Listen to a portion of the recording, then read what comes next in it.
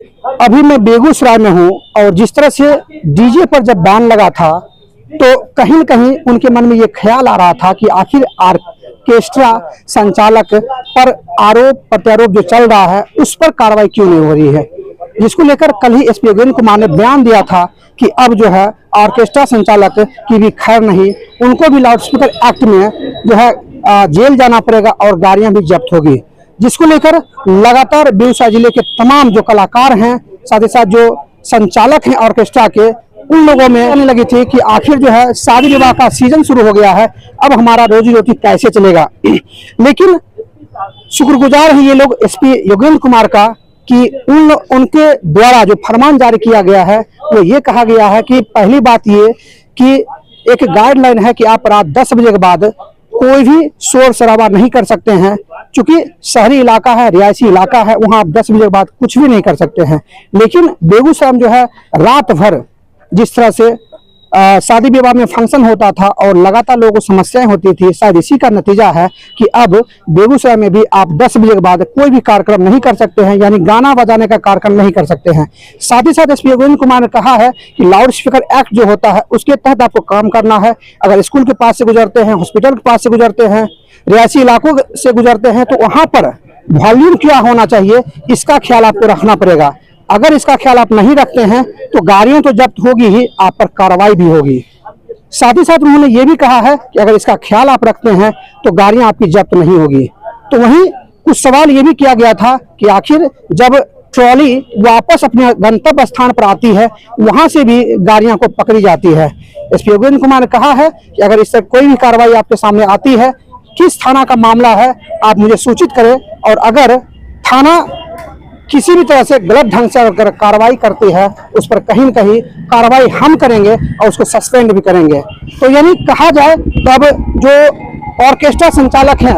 उनके अंदर एक खुशी की लहर जगी है कि कम से कम रोजी रोटी चलाने के लिए कम से कम 10 बजे रात तक का जो है टाइम दिया गया है, उसको लेकर काफी खुश हैं। साथ ही साथ पब्लिक से भी ये अनुरोध है और एसपी योगेंद्र कुमार ने भी कहा है कि 10 बजे तक ही आप साटा बुक करें और उनको ये कह दे आप कि 10 बजे के बाद आपके यहाँ बाजा नहीं बजेगा। साथ ही साथ लाउड स्पीकर एक्ट का पूरी तरह से ख्याल रखने का निर्देश दिया गया है और ये निर्देश सिर्फ बेगूसराय नहीं पूरे बिहार में दिया गया है। अब अगर इसका कोई भी उल्लंघन करते हैं और कोई ये चाहते हैं कि चंद रुपए देकर अगर मैं बाजा बजवा लूं, अगर मैं ऑर्केस्ट्रा का मजा ले लूं, तो वो नहीं होने वाला है। यानी एक टोल फ्री नंबर भी दिया गया है ऑर्केस्ट्रा संचालकों को भी कि कहीं से भी अगर आपके साथ नाइंसाफी होती है, कोई थाना अध्यक्ष, कोई दारोगा, कोई पुलिसकर्मी अगर आपसे पैसा हटने का प्रयास करता है किसी भी तरह से, तुरंत सूचित करें। जनता से भी अपील है कि अगर आपको परेशानी होती है तो तुरंत उस टोल फ्री नंबर पर कॉल करें और तुरंत जो है उस पर कार्रवाई होगी। बाकी बने रहिए हमारे साथ और सुनिए एसपी योगेंद्र कुमार ने क्या कुछ कहा है और ऑर्केस्ट्रा संचालक ने क्या कुछ कहा है। आमिया कश्यप जो कलाकार हैं उन्होंने इसकी जो है अगुवाई किया था, उन्होंने भी आश्वस्त किया है कि हर चीज का जो है जो भी उल्लंघन होता है उसका नहीं किया जाएगा और हर तरह से गाइडलाइन के तहत ही सारे कलाकार काम करेंगे। बाकी मैं वो भी रिपोर्ट सुनाता हूँ, बने रहिए हमारे साथ ताकि मैं आपको देश दुनिया की तमाम खबरों से रूबरू करवाता रहूं। कैमरामैन शिव कुमार साथ मैं संजय कुमार लेता हूं आप सबको सुविधा, देखते रहिए एसबी न्यूज। पिछले दिनों डीजे के ऊपर कार्रवाई की गई और डीजे के ऊपर कार्रवाई करते करते प्रशासन ऑर्केस्ट्रा ट्रॉली के ऊपर भी कार्रवाई करने लगी। तो हमारे जितने भी कला संस्कृति के सेवक भाई हैं, चूंकि डीजे और ऑर्केस्ट्रा ट्रॉली दोनों बिल्कुल दो चीजें हैं। ऑर्केस्ट्रा ट्रॉली और म्यूजिकल ग्रुप है, उसमें परफॉर्मेंस होता है और कलाकार अपनी प्रतिभा का प्रदर्शन करके लोगों के हृदय में अपना स्थान रखते हैं। और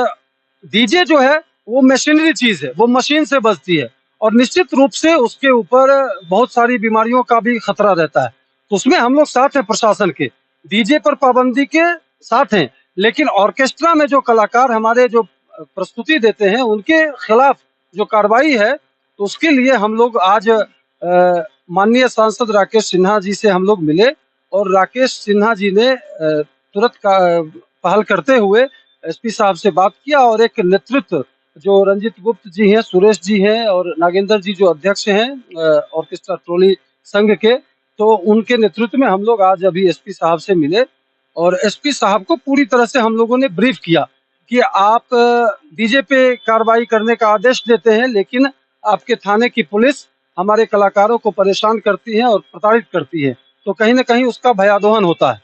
तो इस लिहाज से एसपी साहब ने बड़ा इसे संज्ञान लिया, कलाकारों की समस्या को संज्ञान लेते हुए, और उन्होंने कहा कि मैं भी सबों को सूचित कर दूँगा कि ऑर्केस्ट्रा ट्रॉली में के कलाकारों को कोई समस्या ना हो। और हम लोग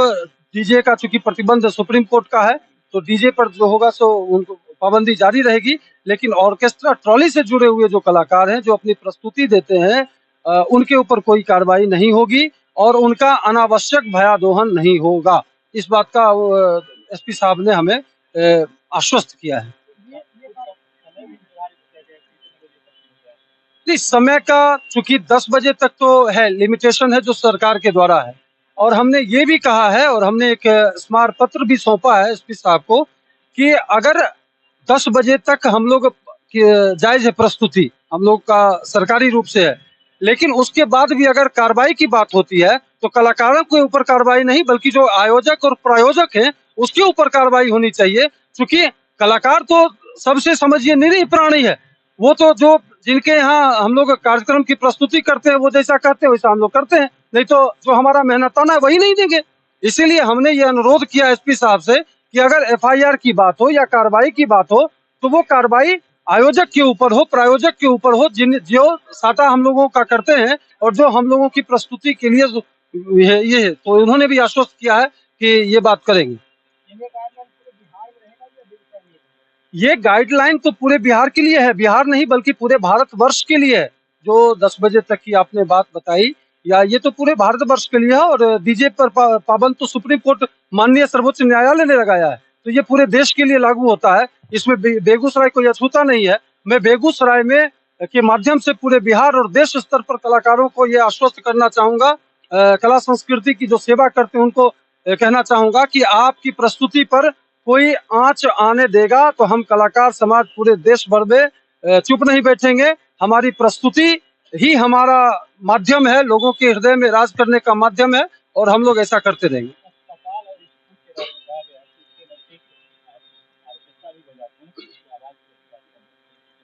नहीं, हम लोगों ने ये जो हमारी टीम आप देख रही है ऑर्केस्ट्रा ट्रॉली वाले हैं, इनका समय ही 4 बजे के बाद शुरू होता है, जब स्कूलों का कार्यक्रम बंद हो जाता है। और बात जहाँ तक है तो ऐसी भी संवेदना भी कुछ चीज होती है, और स्वाभाविक रूप से अगर अस्पताल के तरफ से गुजर रहे हैं या दिन में कहीं कार्यक्रम करने की बात होती है और स्कूलों से गुजर रहे हैं, तो स्वाभाविक रूप से इसमें कहने की आवश्यकता नहीं है कि या तो हम लोग अपना कार्यक्रम को थोड़ी देर के लिए वो स्थान के लिए बंद कर देंगे और नहीं तो थोड़ा सा उसका वॉल्यूम कम कर देंगे ताकि बच्चे और जो मरीज हैं वो डिस्टर्ब न दे। ये स्वाभाविक रूप से ये संवेदनात्मक बातें हैं। हाँ, हाँ, अभी ये बात हमारी हुई है एसपी साहब से, और उन्होंने कहा कि भाई आप बताइए कि किस थाने में, तो हम लोगों ने कुछ उदाहरण स्वरूप जो था वो भी दिया है। तो उन्होंने एसपी साहब ने कहा है कि हम अपने सभी थानों को जो अपना उनका ग्रुप होगा या जो विभागीय होगा उनको निर्देश दे देंगे कि कलाकारों के ऊपर अनावश्यक कोई कार्रवाई या अगर कुछ लेने देने की बात होगी तो उसके ऊपर पहल करेंगे। और एसपी साहब ने यह भी कहा है कि अगर पुख्ता सबूत होगा तो सीधा सस्पेंड करेंगे। हाँ, लाउड स्पीकर